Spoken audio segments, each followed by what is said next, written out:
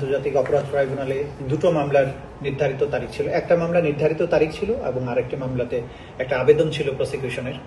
প্রথম মামলাটি হচ্ছে চানখারপুলে যে 5ই আগস্টে যে হত্যাকাণ্ড হয়েছিল, মানবতা বিরোধী অপরাধ হয়েছিল, সেই সংক্রান্তে আমাদের যে মিসেলেনিয়াস কেসটি আন্তর্জাতিক অপরাধ ট্রাইব্যুনালে দায়ের করা হয়েছে সেটার নির্ধারিত তারিখ ছিল।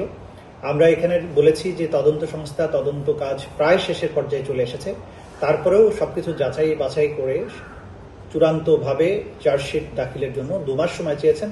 আদালত 2 মাসের সময় মঞ্জুর করে 22শে এপ্রিল পর্যন্ত সময় বর্ধিত করেছেন তদন্ত দেওয়ার জন্য। কিন্তু আমরা আশা করছি তার অনেক আগেই তদন্ত রিপোর্ট আমরা দাখিল করতে সক্ষম হব। এই মামলাতে 2 জন পুলিশ অফিসার, একজন হচ্ছে আরশাদ হোসেন, সে হচ্ছে একজন ইন্সপেক্টর, আরেকজনের নাম হচ্ছে ইমাজ হোসাইন ইমন, কনস্টেবল, যারা সরাসরি গুলি করে ছাত্র জনতাকে হত্যা করেছে বলে আমরা দেখতে পেয়েছি। এবং বিশেষ করে আরশাদ হোসেন অসম্ভব অ্যাগ্রেসিভ একজন অফিসার ছিল। এইখানে আন্দোলনে অংশগ্রহণকারী ছাত্র জনতার মুখ চেপে ধরার একটা ছবি আপনাদের কল্যাণে গোটা দুনিয়া দেখতে পেয়েছিল, ভাইরাল হয়েছিল।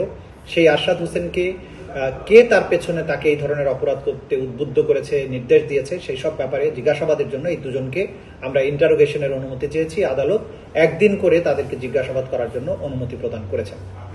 দ্বিতীয় যে মামলাটি ছিল সেটি হচ্ছে রামপুরাতে 4 তলার কার্নিশে ঝুলে থাকা যে একজন যুবক আমির হোসেন, যাকে ঝুলে থাকা অবস্থায় পুলিশ একজন 6 রাউন্ড, আরেকজন আরো 6 রাউন্ড, মোট 12 রাউন্ড গুলি করে তাকে হত্যার চেষ্টা করে। সেই আমির হোসেন নিরাপত্তা বাহিনীর জন্য কোনো থ্রেট ছিল না, শুধুমাত্র অপরাধ করার উদ্দেশ্যে মানুষকে হত্যা করার একটা জিঘাংসার কারণে তাকে পরপর এভাবে গুলি করা হয়েছে। সেই মামলায় গ্রেপ্তারকৃত যে চঞ্চল চন্দ্র সরকার নামে একজন পুলিশের এসআই, তাকে আমরা জিজ্ঞাসাবাদের জন্য 1 দিনের জন্য অনুমতি চেয়েছি। আদালত সেটা মঞ্জুর করেছেন এবং তাকে আমরা 1 দিনের জন্য আন্তর্জাতিক অপরাধ ট্রাইব্যুনালের তদন্ত সংস্থা তাকে জিজ্ঞাসাবাদ করবে এবং জিজ্ঞাসাবাদের পরে সেই প্রাপ্ত তথ্য প্রমাণাদি যাচাই বাছাই করে সেখানেও এই মামলাটিতে দ্রুতই তদন্ত রিপোর্ট দেওয়া হবে বলে আমরা বিশ্বাস করি। এখানে একটা বিষয় ছিল যে আপনারা বলছেন যে গুলি করার পরেও তাকে পোস্টমর্টেমের বিষয়ে একটা কথা বলেছিলেন আদালতে, আসলে কি বলতে চেয়েছিলেন?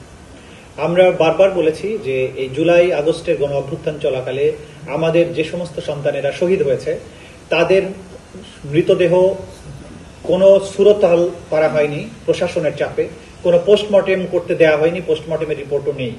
ইভেন যারা গুলিবিদ্ধ অবস্থায় হসপিটালে নেওয়া হয়েছে এবং তার মধ্যেই তারা শাহাদাত বরণ করেছেন, তাদের ব্যাপারে বলা হয়েছে যে তাদের ডেথ সার্টিফিকেটে যে গুলিতে মারা গেছে এই কথাটাও লিখতে তারা অনেক সময় লিখেনি এবং তারা বাধ্য করেছে যাতে অন্য কোনো কারণ লেখা হয়। এই বিষয়টা আমরা আদালতে মেনশন করেছি এবং আদালত জানতে চেয়েছেন পোস্টমর্টেম রিপোর্ট তো ইম্পর্টেন্ট ডকুমেন্ট, কিন্তু আমরা বলেছি যে এখানে সার্কামস্ট্যান্স হচ্ছে মানবতা বিরোধী অপরাধ এই পর্যায়ে হয়েছে যে দ্রুত তাদেরকে লাশ দাফন করতে বাধ্য করা হয়েছে, চিকিৎসা নিতে বাধা দেওয়া হয়েছে। সেই জায়গায় পোস্টমর্টেম রিপোর্ট পাওয়াটা স্বাভাবিক বিষয় নয় এবং পোস্টমর্টেম রিপোর্ট যে নাই এটাও মানবতা বিরোধী অপরাধের একটা অন্যতম জাজল্যমান প্রমাণ, যেটা মানবতা বিরোধী অপরাধ হিসাবে এই বাংলাদেশে সংগঠিত হয়েছে। আপনি বলছিলেন যে শ্বাসকষ্ট বা অন্যান্য হ্যাঁ, অনেক জায়গায় যে গুলিতে মারা গেছে তাকে লিখতে বাধ্য করা হয়েছে যে শ্বাসকষ্টে মারা গেছে, জ্বরে মারা গেছে এবং অনেক জায়গায় বলা হয়েছে রাস্তার মধ্যেও যে জিজ্ঞাসাকে কিভাবে মারা গেছে বলা হয়েছে যে আমরা জ্বরে মারা গেছি।